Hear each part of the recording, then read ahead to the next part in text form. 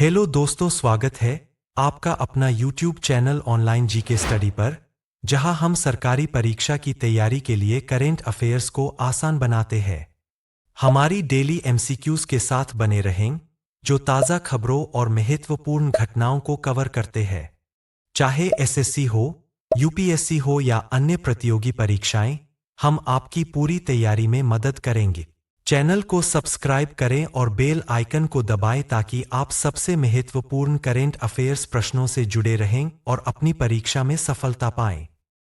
प्रश्न 1। डोमिनिका ने किस भारतीय नेता को अपने सर्वोच्च राष्ट्रीय सम्मान डोमिनिका अवार्ड ऑफ ऑनर से सम्मानित करने की घोषणा की है? आपका विकल्प है A. Rajnath Singh, B. Narendra Modi, C. S Jaishankar, D. Amit Shah. आपका उत्तर है बी. नरेंद्र मोदी। कोविड-19 के दौरान भारत ने डोमिनिका को एस्ट्राजेनेका वैक्सीन की 70,000 खुराक प्रदान की थीं, जिससे डोमिनिका ने अपने पड़ोसी देशों को भी सहायता दी। यह भारत की वैक्सीन मैत्री पहल का हिस्सा था। प्रश्न 2। डोनाल्ड ट्रंप ने एलिस स्टीफेनिक को किस पद के लिए नामित किया है? आपका विकल्प है ए. अमेरिकी विदेश मंत्री, बी. संयुक्त राष्ट्र में अमेरिकी राजदूत, सी. रक्षा सचिव, डी. गृह मंत्री। आपका उत्तर है बी. संयुक्त राष्ट्र में अमेरिकी राजदूत। डोनाल्ड ट्रंप ने रिपब्लिकन एलिस स्टीफेनिक को संयुक्त राष्ट्र में अमेरिकी राजदूत नामित किया। इजरायल समर्थक और विदेश नीति विशेषज्ञ स्टीफेनिक जीओपी में ट्रंप की मजबूत सहयोगी हैं।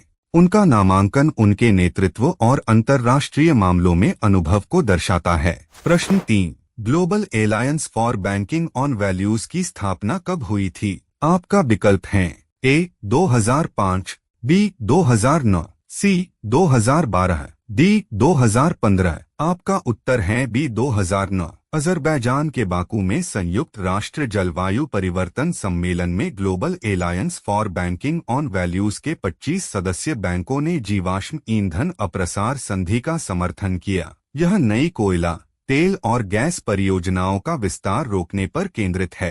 प्रश्न 4। ज्ञान शक्ति थिंक टैंक किसके द्वारा स्थापित किया गया है? आपका विकल्प है ए. भारतीय वायुसेना, बी. भारतीय नौसेना, सी. दक्षिण पश्चिमी कमान, डी. राष्ट्रीय सुरक्षा गार्ड। आपका उत्तर है सी. दक्षिण पश्चिमी कमान। ज्ञान शक्ति थिंक टैंक राजस्थान के रक्षा औद्योगिक आधार को सशक्त बनाने के लिए स्थापित किया गया है। इसका उद्देश्य रक्षा और सुरक्षा मुद्दों पर सशस्त्र बलों, उद्योग, राज्य सरकार और शिक्षाविदों के बीच चर्चा और सहयोग को बढ़ावा देना है।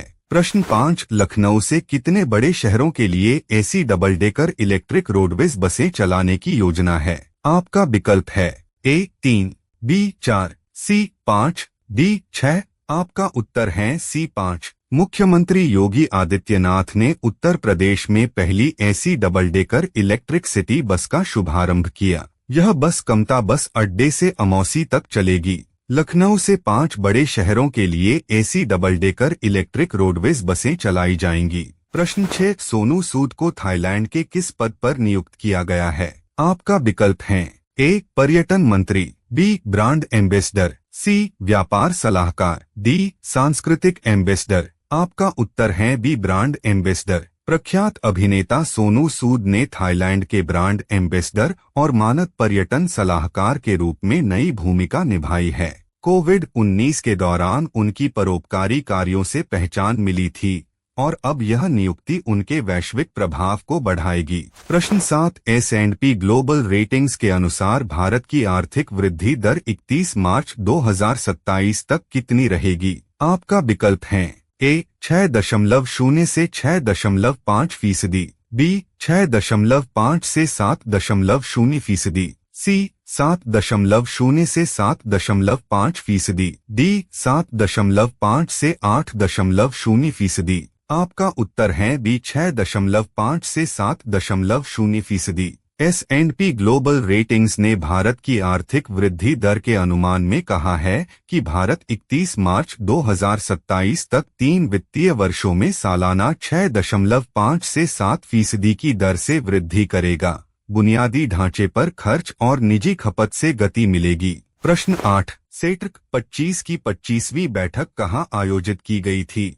आपका विकल्प है ए मुंबई, बी नई दिल्ली, सी श्रीनगर, डी बंगलौर। आपका उत्तर है बी नई दिल्ली। सेट्रक 25 की 25वीं बैठक 11 से 13 नवंबर 2024 तक नई दिल्ली में आयोजित की गई। इस बैठक में विकास और समावेशन के लिए दूरसंचार और आईसीटी विकास को गति देना विषय पर चर्चा की गई। TRAI के अध्यक्ष श्री अनिल कुमार लाहोटी को सेट्रक का अध्यक्ष चुना गया। प्रश्न 9, प्रधानमंत्री नरेंद्र मोदी ने 13 नवंबर 2024 को दरभंगा, बिहार में कितने करोड़ रुपए की परियोजनाओं का उद्घाटन किया? आपका विकल्प है ए 8,100 करोड़ रुपए, बी 12,100 करोड़ रुपए, सी 10,100 करोड़ रुपए, डी 15,100 करोड़ रुपए। आपका उत्तर है बी 12,100 करोड़ रुपए। प्रधानमंत्री नरेंद्र मोदी ने 13 नवंबर 2024 को दरभंगा,